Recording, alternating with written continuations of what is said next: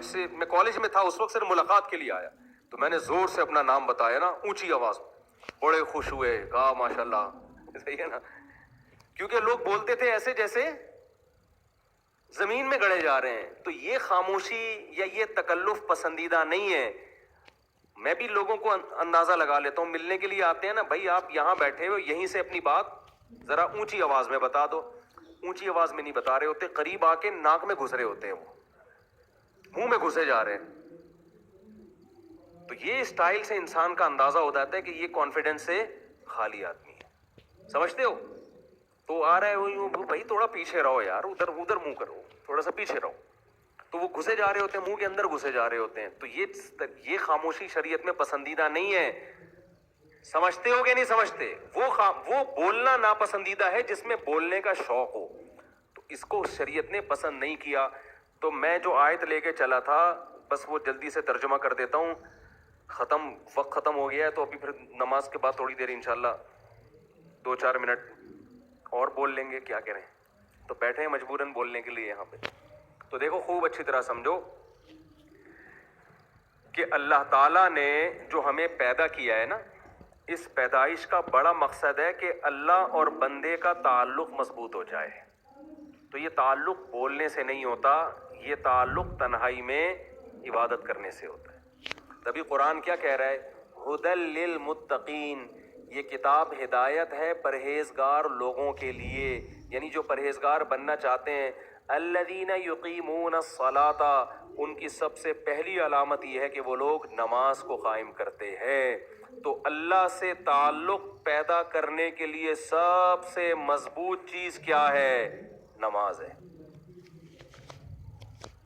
اس کے بغیر اللہ سے ریلیشن قائم نہیں ہوتا. نالج میں اضافہ ہو جائے گا، معلومات بڑھ جائیں گی. تو آج سے عزم کریں. دیکھو نماز کی ابتدا فرض سے ہوتی ہے. نبی صلی اللہ علیہ وسلم نے فرمایا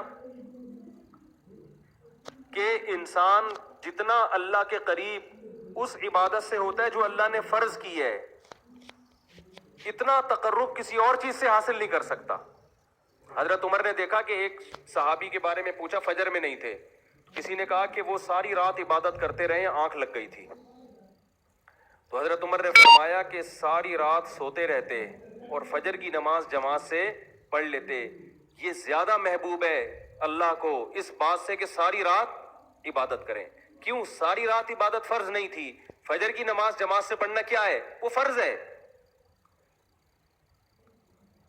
تو فرائض کے بعد پھر نوافل ہیں، اور نوافل کی کثرت نبی صلی اللہ علیہ وسلم نے فرمایا کہ انسان کثرت سے عبادت کرتا ہے اپنے ضروری کاموں سے کو نمٹا کے. فرمایا کہ اتنی عبادت کرتا ہے کہ یہاں تک اللہ تعالیٰ فرماتے ہیں میرا ایسا محبوب بن جاتا ہے کہ میں اس کی آنکھ بن جاتا ہوں جس سے وہ دیکھتا ہے، میں اس کے کان بن جاتا ہوں جس سے وہ سنتا ہے، میں اس کے ہاتھ بن جاتا ہوں جس سے وہ پکڑتا ہے، میں اس کے پاؤں بن جاتا ہوں جس سے وہ چلتا ہے. یعنی یہ مبالغہ ہے. کیا مطلب؟ کوئی کام اس کا پھر میری مرضی کے خلاف نہیں ہوتا. ایسی اللہ کی محبت اسے ملتی ہے.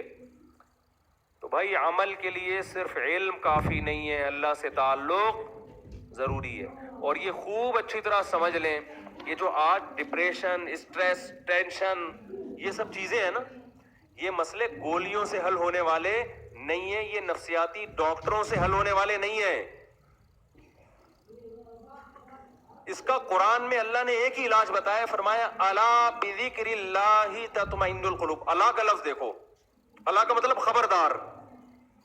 دیکھو قرآن اگر ایک اعلان کر رہا ہے تو اس کے پیچھے خبردار کا لفظ لگانے کی ضرورت نہیں ہے، بس اللہ کی طرف سے اناؤنسمنٹ کافی ہے. وہ اتنی اناؤنسمنٹ بذکر اللہ تطمئن القلوب کہ اللہ کے ذکر سے لوگوں کو دلوں کو سکون ملتا ہے. یہ اللہ کی طرف سے اتنا کہہ دینا کافی تھا یا نہیں تھا کہ اللہ کو یاد کرنے سے دلوں کو سکون ملتا ہے؟ تو کافی تھا نا اتنا. لیکن اللہ نے کیا فرمایا؟ الا سنو. یہ اس لیے کہ تمہیں دنیا میں ہر شخص یہ بتا رہا ہوگا، کوئی کہہ رہا ہوگا شراب میں سکون ہے، کوئی کہہ رہا ہوگا نائٹ کلب میں سکون ہے، کوئی کہہ رہا ہوگا لڑکیوں سے دوستیوں میں سکون ہے، کوئی کہہ رہا ہوگا کہ چرس پینے میں سکون ہے، کوئی کہہ رہا ہوگا کہ جی گرم گرم کڑک دودھ پتی پینے میں سکون ہے، کوئی کہہ رہا ہوگا کہ جی چرس میں سکون ملے گا تمہیں، کوئی کہہ رہا ہوگا زنا میں سکون ملے گا، کوئی کہہ رہا ہے ڈپریشن کی گولیاں کھانے میں سکون ہے. کوئی کہہ رہا ہے کہ نفسیاتی ڈاکٹر سے یا سائیکیٹرک سے علاج میں سکون ہے. اللہ فرماتے ہیں الا سنو میں بتا رہا ہوں یہ سب غلط باتیں کر رہے ہیں.